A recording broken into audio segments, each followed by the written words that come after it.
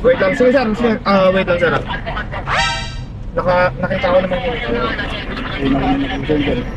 Sabihin sir, pinalagpas niyo yun, baka ano yun sir? Hindi, record sir. Nakabita po, sinunod mo kayo.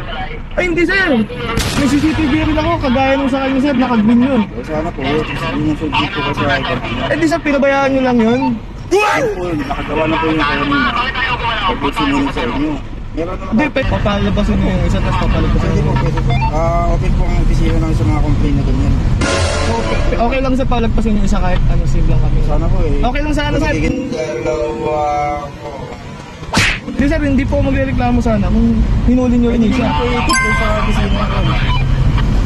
Sabi niyo po, may dumaan, hindi ko namin nakakasita dahil nakikita mo kayo.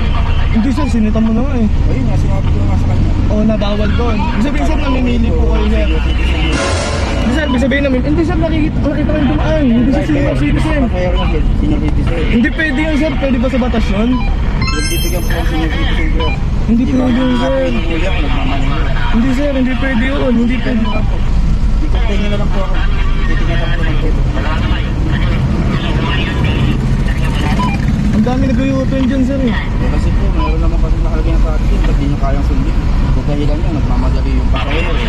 Kaya naman po ang mahawak ng manipero. Ay, pangatlo na yun sir, nakita ko nag-u-turn.